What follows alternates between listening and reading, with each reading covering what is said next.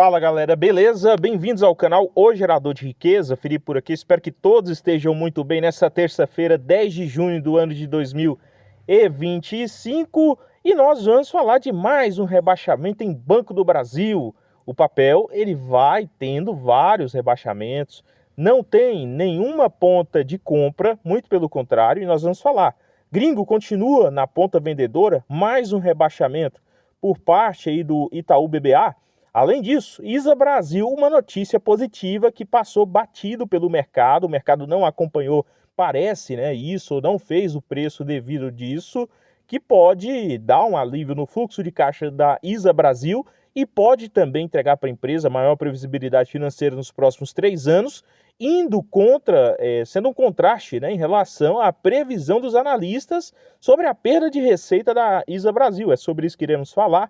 E a Petrobras vai ficando mais bonita? Nós vamos falar também sobre essa possível nova queda que pode acontecer, né? Ontem chegou a bater os 28. Então, é sobre isso que será o decorrer desse vídeo.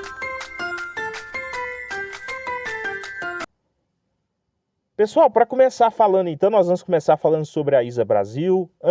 De antemão, faz parte da minha carteira, é uma das minhas maiores posições e não venho aportando por enquanto, tá? É importante mencionar isso. Fiz alguns aportes lá nos 22,50 para quem acompanha no início do ano, para quem acompanha o canal melhor, sabe disso. Porém, agora vamos aguardando aí alguns fatores positivos acontecer com o papel e parece estar se desenrolando o cenário mais atraente do que o mercado, os analistas vinham discutindo.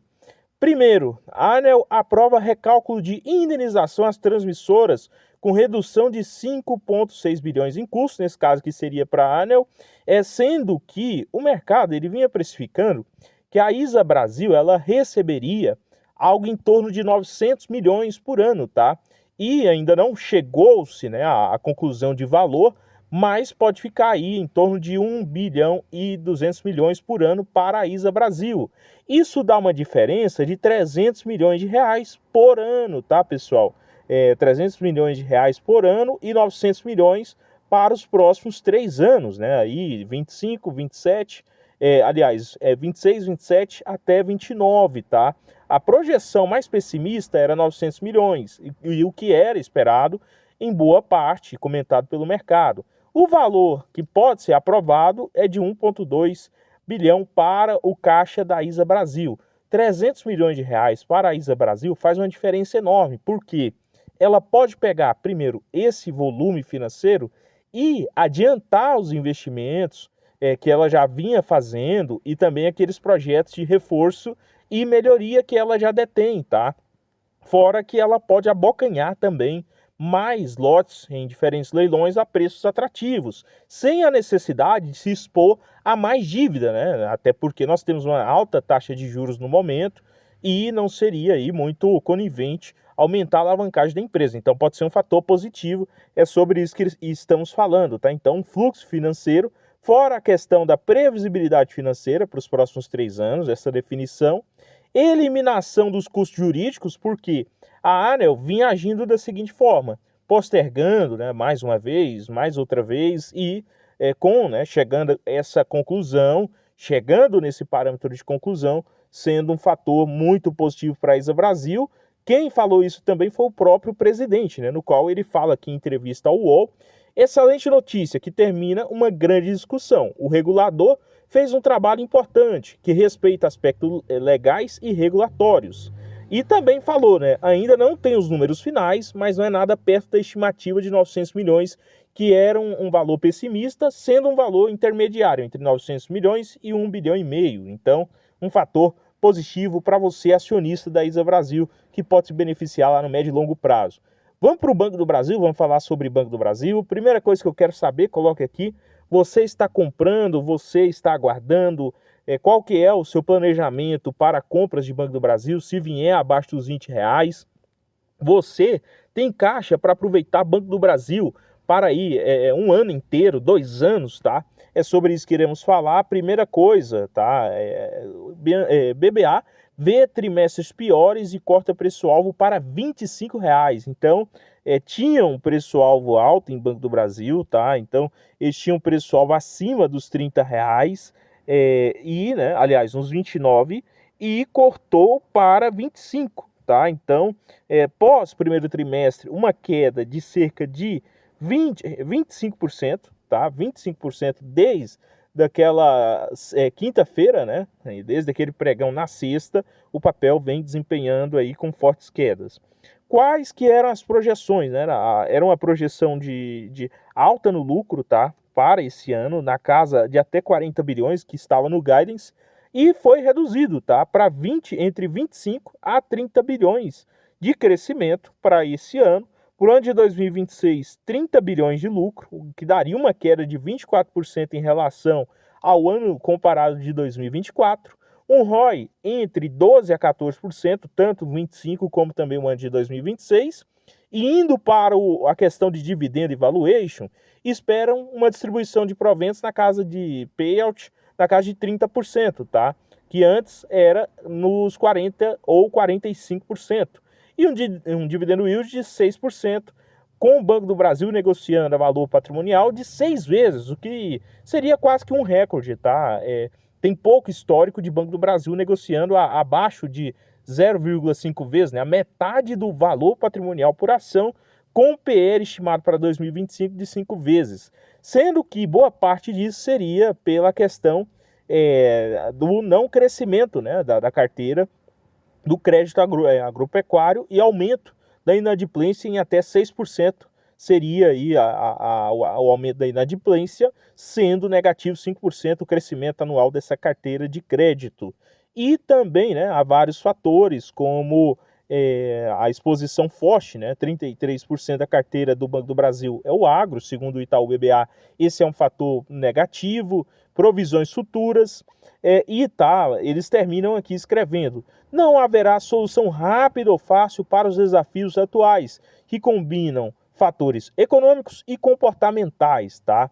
Problemas se estendem além do agro, como deterioração em pessoa física e jurídica, e inadimplência deve continuar alta até o final de 2026. Só faltou aqui um fator. Faltou também as eleições do ano que vem, que pode fazer preço em Banco do Brasil. Então, prepare-se, pessoal, coloque os cintos e preparem-se, porque nós teremos ainda muitas emoções nesse papel, tá? Essa é o sentimento, eu estou me preparando, primeira coisa que eu gostaria de falar, né, para todos os cenários. Caso o banco recupere e volte a subir muito, eu estou preparado, já fiz algumas compras. Caso o banco caia muito o seu preço, para mim seria até vantajoso para chegar na minha meta pessoal, até o final do ano, quem sabe, e depois aí sim utilizar cada vez mais caixa se ficar de lado, como aconteceu com o Bradesco, muito parecido com o Bradesco. Lembrando que o Bradesco, ele se antecipou, né, a norma 966 desde lá do ano de 2023, diferentemente do Banco do Brasil, que vem postergando esses resultados da norma 966 e evitando colocar um PDD maior que sujaria o seu balanço ali no ano de 23, 24. Então, isso faria um preço maior. Então, feito agora, tá? Então, o Bradesco, nesse sentido, foi mais eficiente, ou né, cada banco tem a sua estratégia, podemos assim dizer. Com relação a comportamento da ação, vendedor, mais uma vez, no começo do pregão, quem que foi? E UBS, Goldman, tá? Dois aqui os principais vendedores. Felipe, você tem autorização para divulgar? Pessoal, isso aqui é dado, tá aberto, então pode ser divulgado sim, até porque eu não estou citando o nome de nenhum investidor, tá? Pessoa física, e aqui são dados que você tem disponível no mercado, então pode ser divulgado sim, tá? O volume de negociação e os agentes que mais venderam aí, então pode ser divulgado sim, para vocês terem uma noção, uma ideia do que está acontecendo. Não precisa ser um analista certificado para ter acesso a esses dados. Tendo acesso ao Profit, lá você tem acesso a esses números e podem ser divulgados sim, claro, que não muda muito aqui em relação à nossa perspectiva de longo prazo, mas para entender o que está acontecendo, quem está vendendo, tá, ali estaria vendendo os papéis ou trabalhando nesse sentido. Vamos para a Petrobras, vamos falar sobre Petrobras, Petro 4, R$30, 3% hoje. Engraçado, né? Ontem, quais que eram as manchetes, né? Tinha manchete tentando explicar a queda de ontem por vários fatores diferentes, né? Uma delas era que nós teríamos agora um novo fator, que é o fator de uma ação da Sete Brasil ambiental contra a Petrobras, tá? Ontem essa era a questão e a recomendação de corte do Santander, tá? E ontem nós tivemos mais um rebaixamento, Bank of America, tá? Também rebaixando a ação com a questão do macro desafiador e risco regulatório do segmento. E hoje, né, nós tivemos essa alta em Petrobras com a alta do petróleo. Acredito eu que pode cair mais, mas por que você iniciou posição às 29h30? Simples, simples.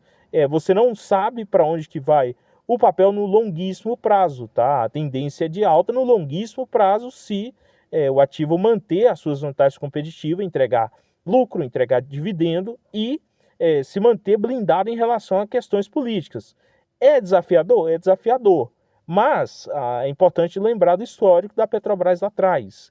Tá, se você não sabe o que vai acontecer no curto prazo com o ativo, acho que a forma mais segura de você entender, né, fatores é definindo os seus preços de entrada, tá? O quanto você iniciaria a posição, o quanto você compraria mais em novas quedas, o quanto que você estaria disposto a alocar do seu caixa caso o ativo venha para metade do preço e as notícias em relação ao ativo mude e também em relação aos fatos, se esses fatos mudarem em relação à Petrobras, o quanto você estaria disposto a ser acionista da empresa, tá? Então, não sabendo se amanhã o papel irá negociar a 21, 22, qual que seria a estratégia mais factível?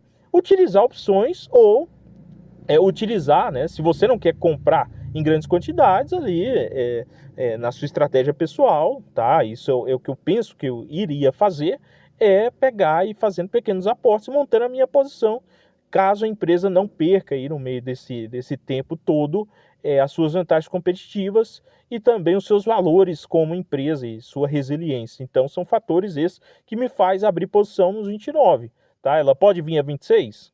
Pode vir a 25? Pode vir a 22? Antes de tudo, eu já tenho esse pensamento que pode acontecer e, né, aí sim eu estaria disposto a fazer apostas maiores. Então, não adianta eu vir aqui narrar sobre a empresa, falar sobre a empresa e não encarteirar. Aí não faz sentido, tá?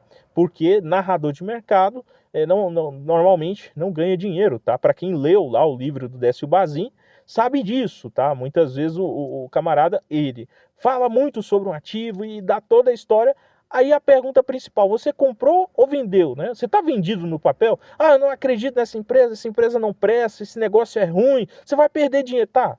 Você quer ganhar dinheiro, você vai ganhar dinheiro por trás disso, desse seu pensamento? Ah, não vou, então paciência, tá? Pode acompanhar, mas o mais importante é isso, ter ou não a ação, tá? Eu acho que é o mais importante pensando no médio e longo prazo. Mas, pessoal, o vídeo não representa uma recomendação de compra ou venda de ativos. Compartilhe o vídeo, comente, curta, inscreva-se no canal para alcançarmos aí a marca de 20 mil inscritos, tá? Até o final do ano, essa é a nossa meta. E desejo a todos bons aportes. Comente aqui o que você tem feito recentemente. Valeu demais e até o próximo.